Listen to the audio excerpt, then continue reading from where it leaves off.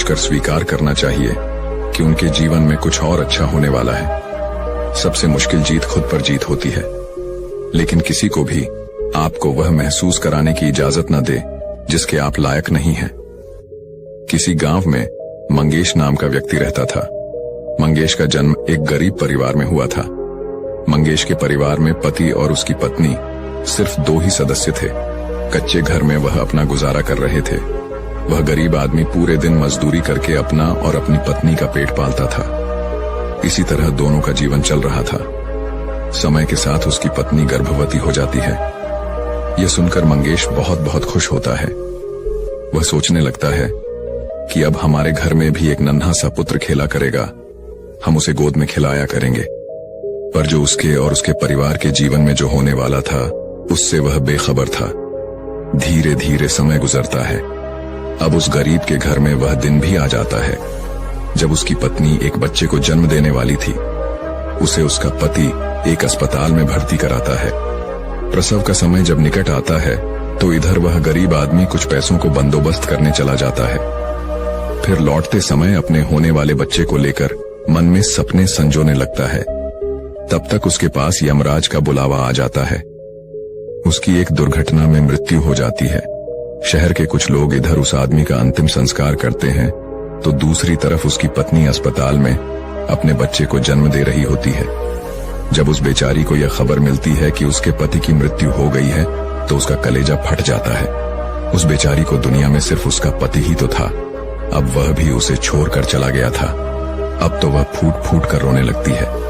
हे भगवान, ये तूने कैसे मेरे ऊपर दुखों का पहाड़ गिरा दिया।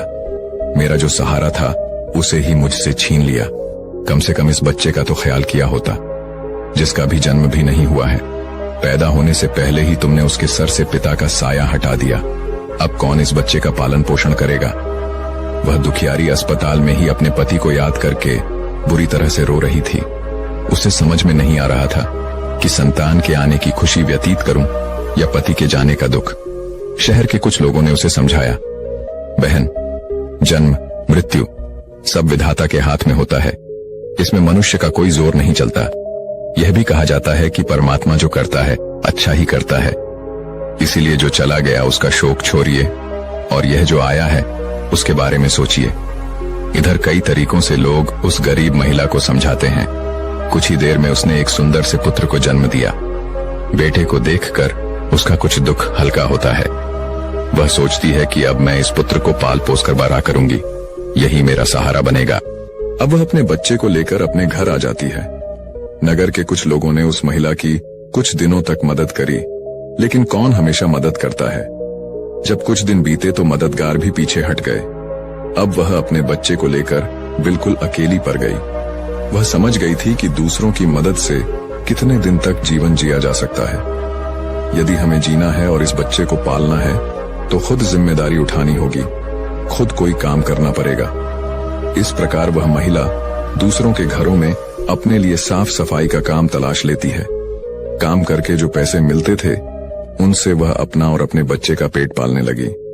समय के साथ धीरे धीरे उसका पुत्र बड़ा होने लगता है। जब वह बालक 4 वर्ष का हो जाता है तो उसकी माँ उसे पढ़ाने के लिए नगर के सरकारी विद्यालय में उसका दाखिला करा देती है।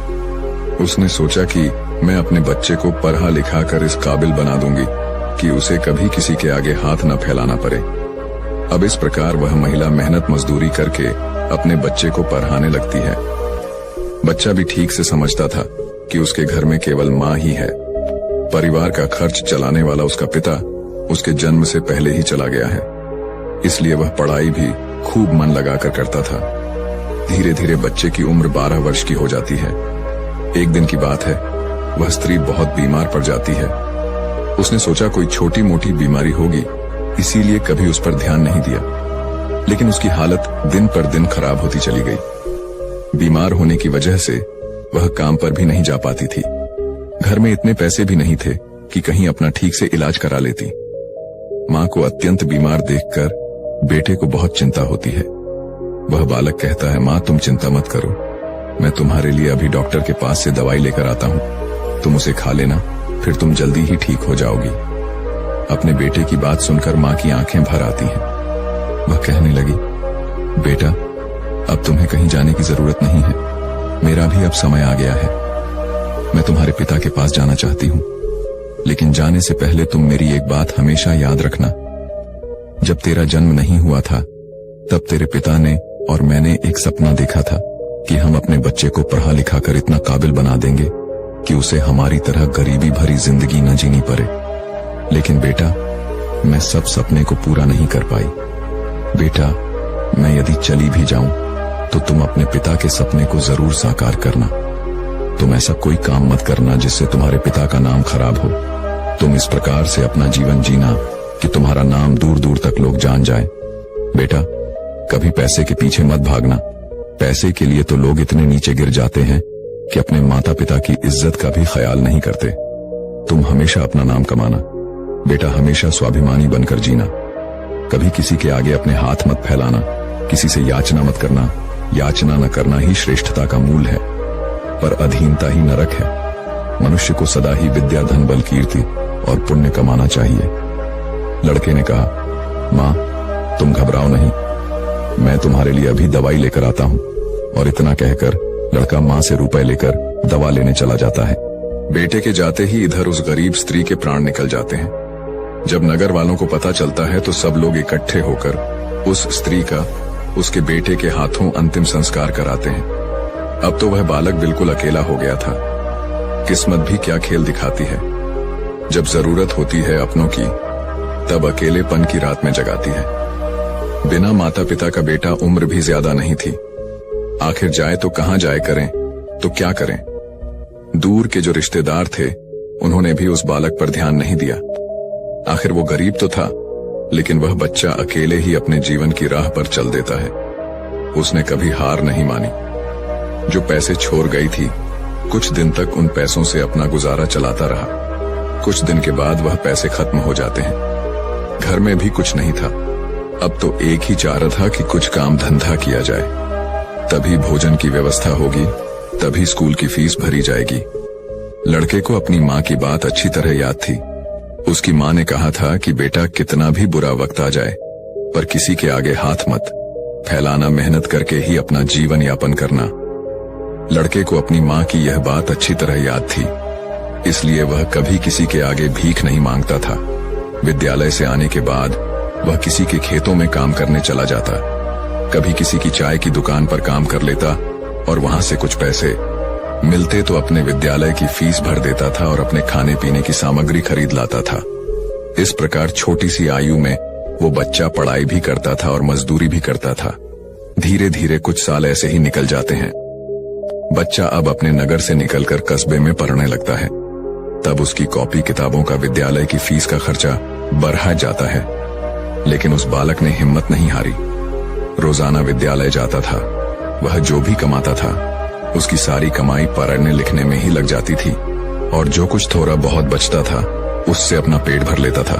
अगर वह कहीं कोई स्थायी काम करता तो उसकी पढ़ाई छूट जाती थी, और पढ़ाई करता तो पेट भरने के लिए भी कुछ नहीं था। इसलिए साथ ही साथ वह दोनों काम करता था। विद्यालय से आकर वह इधर काम करने चला जाता था। एक दिन की बात है, वो बच्चा विद्यालय से पार कर घर वापस लौटा। फिर उसके बाद काम की तलाश में चला गया, लेकिन उस दिन उसे कोई काम नहीं मिला। पूरा दिन निकल गया। हारा थका शाम को घर आकर सो गया। आज कुछ काम नहीं मिला तो खाना कहां से खाता। जो पैसे थे उनसे वह पहले ही विद्यालय की फीस भर चुका था। उसकी स्थिति तो यह थी कि रोज कमाया रोज खाया। जब उस दिन उसे कोई काम नहीं मिला तो बेचारे को भूखे पेट रहना पड़ा। केवल पानी पीकर सो गए। अब सुबह भूखा ही विद्यालय चला जाता है, और विद्यालय की छुट्टी के बाद जब घर आता है तो फिर किसी काम की तलाश में निकल पड़ता है। सोचता है कल नहीं मिला, लेकिन आज मुझे कोई न कोई काम जरूर मिल जाएगा। लेकिन दुर्भाग्य ने उसका पीछा नहीं छोड़ा। उस दिन भी उसे कोई काम नहीं मिला। आज उसे फिर भूखा पेट सोना पड़ा। भूख अब उसे ज्यादा बेचैन कर रही थी, तो एक बार को उसके दिमाग में आता है कि भूखे पेट तो पढ़ा भी नहीं जाता, अब तो मैं किसी से कुछ मांग कर खा लेता हूँ। पर माँ ने मरते वक्त उससे कहा था कि बेटा, कभी भीख मांग कर मत खाना, हमेशा कमाकर खाना। लड़का भी बड़ा स्वाभिमानी था। किसी से मांगने की उसकी हिम्मत नहीं हुई। सोचता था चाहे कुछ भी हो जाए, पर भीख मांग करके नहीं खाऊंगा।